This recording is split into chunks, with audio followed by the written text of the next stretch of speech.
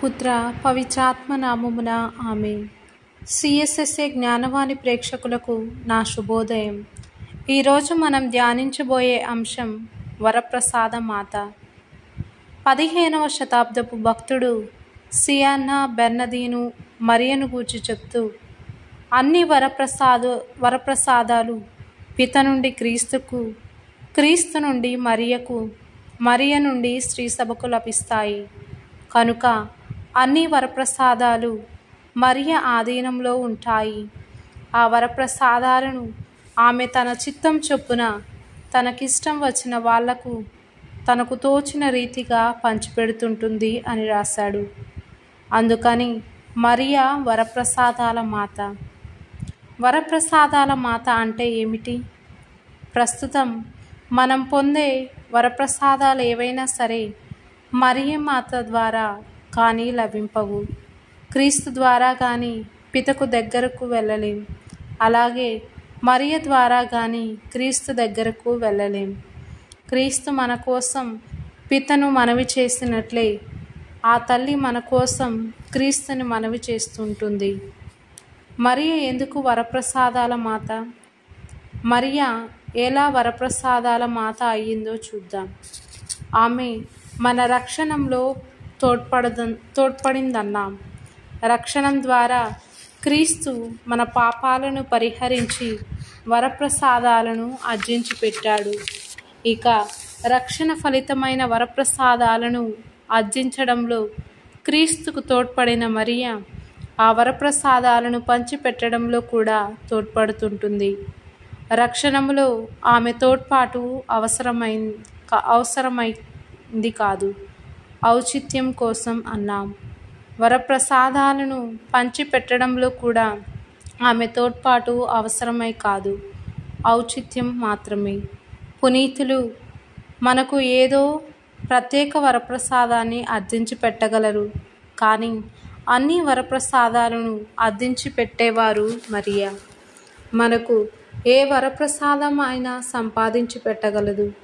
అన్ని వరప్రసాదాలు ఆమె ద్వారానే మనకు లభించవు.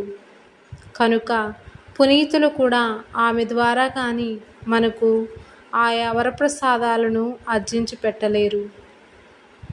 మన అక్కరలు ఆ తల్లికి బాగా తెలుసు. మంచి తల్లి బాధ్యత బిడ్డలను కనడంతో తీరిపోతుందా? తాను ఆ బిడ్డలను పోషించాలి గదా. తొలి ఏవ మరలను మరణానికంటే ఈ రెండో ఏవ జీవానికి అంది. అనగా మరియ మనలను జ్ఞాన జీవితానికి ప్రసవించింది. ఇలా పుట్టిన బిడ్డలమైన మనలను ఆ తల్లి తన వరప్రసాదాలతో పోషిస్తుంటుంది. కావున ఆ తల్లి మీద మనకు ఎంతైనా నమ్మకం ఉండాలి. బిడ్డ తల్లి పట్లలాగా, పనికత్య యజమానిరాలి పట్లగా మనము మరియ మాత పట్ల నమ్మికతో జీవిస్తుండాలి. మన అయోగ్యతను ఆమె యోగ్యత పూరిస్తుంది. మన ఆవశ్యకతను ఆమెకు శక్తి సవరిస్తుంటుంది.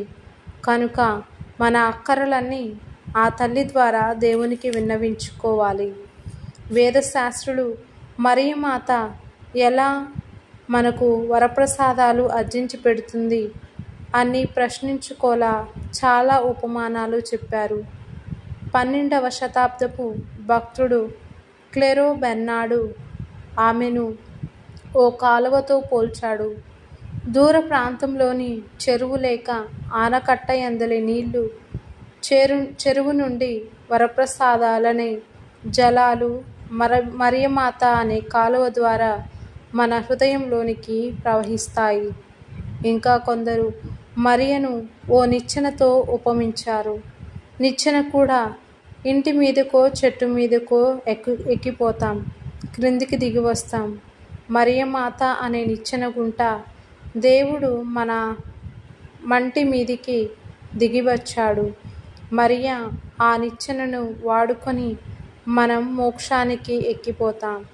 ఆమె ద్వారా క్రీస్తుకు దగ్గరకు వెళ్తాం. అనగా మరియ వరప్రసాదాల ద్వారా మనలను క్రీస్తు చెంతకు చేరుస్తుంటుంది. మరియ మనకు రకరకాల వరప్రసాదాలు అర్జించి పెడుతుంది, కానీ ఆమె ఇచ్చే ప్రధాన వరప్రసాదం క్రీస్తే. మరియ క్రీస్తనే పండ్లను కాసిన ద్రాక్ష తీగ, క్రీస్తనే వెన్ను వేసిన గోధుమ పైరు.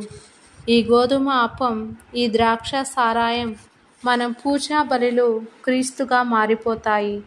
కనుక ఆ తల్లి రోజు రోజు మనకు క్రీస్తనే భాగ్యాన్ని ప్రసాదిస్తుండాలి.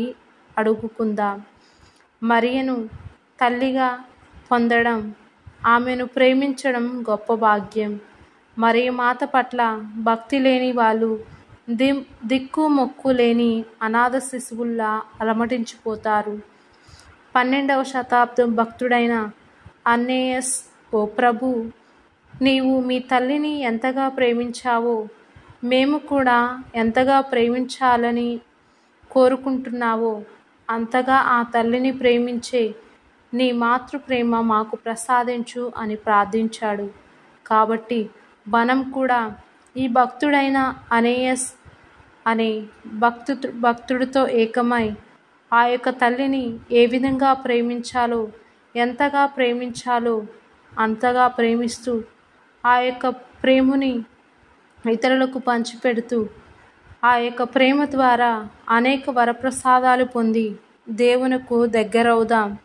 అతని యొక్క సేవలలో, మరి ముఖ్యంగా పరుల సేవలో మెలుగుకుంటూ ఆదర్శవంతంగా, సహనశీలతతో, ధైర్యంగా ఆ యొక్క పరిశుద్ధ జీవితాన్ని జీవించడానికి ఆ యొక్క ప్రభు సహాయాన్ని దయచేయమని వేడుకుంటున్నాను.